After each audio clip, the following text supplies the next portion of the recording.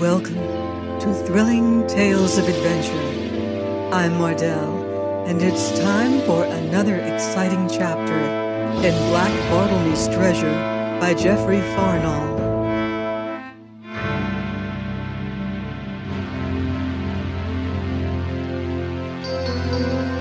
Chapter 23. Divers' Perils and Dangers at Sea.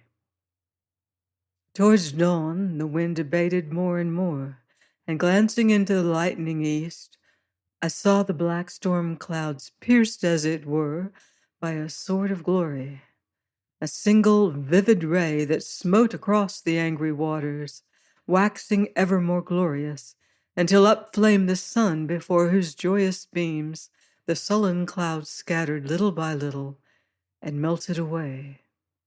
And now I, that was doomed to be my own undoing, instead of thanking that merciful God who had delivered us from such dire peril, must needs scowl upon this kindly sun and fall again to my black humors. For the immediate dangers past, I began to ponder the future, and inwardly to rage against that perverse fate, the which was driving me whither it would. So, crouched chin on fist, scowling across these tempestuous waters, for though the wind was fallen, the seas ran very high. Within myself I cursed Adam Penfeather and all his works. "You are hungry, Martin?" Turning about, I beheld my companion sitting up regarding me with eyes that belied her solemn mouth. "How should you know this?" "You frown, Martin, though the storm is done and we alive, yet you frown. Have patience, and you shall eat and sleep." "I want neither one nor the other," I began. "And you are wet, Martin." "'Tis no matter. And cold. The sun shall warm me." "So you shall eat and lie here i' the sunshine and sleep."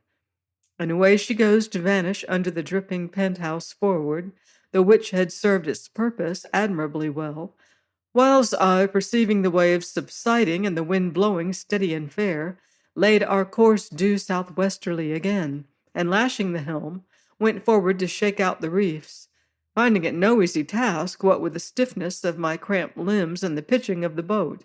Howbeit 'twas done at last, but coming back I tripped across a thwart and fell cursing. "Are you hurt?" she questioned, stooping over me, whereupon for very shame I turned my back, answering short and ungraciously, and sat frowning like the sullen rogue I was, while she busily set forth the wherewithal to break our fast, and singing softly to herself. "I told you I was an ill rogue and rough," says I bitterly. "Why, so you did," says she, meeting my scowl with her wide, calm gaze. "Also you are hungry, and the food is unspoiled despite the storm. Come and eat." So I ate, though with mighty ill grace, and found little savor in the food for all my hunger, but she waited on my wants with heedful care, my surliness notwithstanding. "Whose was the hand set this boat adrift, think you?" says I suddenly. "Nay, 'twas too dark to see." "'Twas Penfeather," says I, clenching my fist. "Aye, it was Adam. I'll stake my life on it." "Ah, then poor Master Adam," she sighed. "How will you pity a rogue?" "I speak of Master Penfeather," says she. "If he indeed cut the boat adrift, it was doubtless because the battle was going against him, and he did this to save me." Hereupon I laughed, and she, flushing angrily, turned her back on me.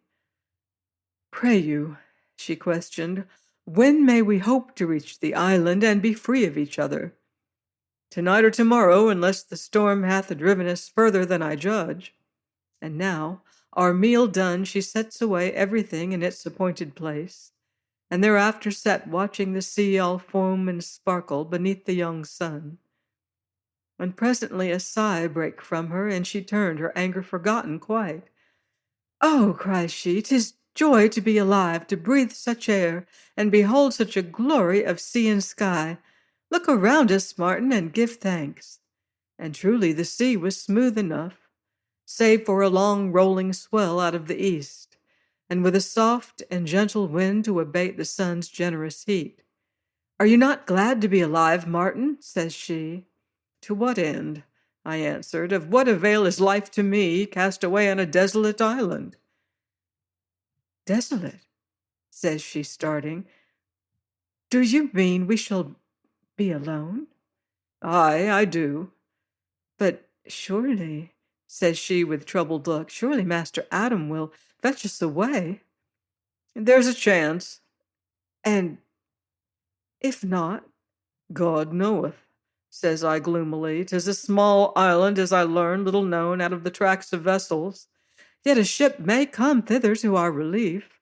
And if one doth not, then we must tempt the sea again in our boat. I'm no navigator, these seas are strange to me. Howbeit, says she bravely, we have good store of provisions, and when they are gone, how then, think you? I think you do lack for sleep. Go, take your rest. Mayhap you shall waken a little bolder and less despairing. And you, says I, you that so look on all this as a joyous adventure. Joyous? Oh, God, she cried, do you think, because I do not weep, that my heart is not full of misery and grief? To lose thus home and friends and country, and live prisoned and solitary with such as you, that think but on your own selfish woes, and in your big body bear the soul of a fretful babe. I hate you, Martin Conisbee, scorn and despise you. And now give me the tiller and begone to your sleep. Saying which, she pointed where she had spread the cloaks, hard by the midship thwart, and I, amazed by her fierce outburst, suffered her to take the tiller from my hold, and coming amidships, laid myself down even as she had commanded. But no thought of sleep had I. Rather I lay that I might watch her furtively beneath my arm, where she sat head aloft, cheeks flushed and bosom tempestuous, and despite her beauty, a very termagant shrew I thought her. Then all at once I saw a tear fall, and another, and she that had sung undaunted to the tempest and outfaced its fury, sat bitterly weeping like any heart-broke maid, yet giving due heed to our course none the less. Presently, chancing to look my way, she catches me watching her, and knits her slender brows at me. Get you to sleep, says she. Oh, get you to sleep, nor trouble my grief. Hereupon, and feeling mighty guilty, I pillowed my head, and closing my eyes, presently fell to sweet and dreamless slumber. Please join me next week for another exciting chapter of Black Bartlemy's Treasure on thrilling tales of adventure.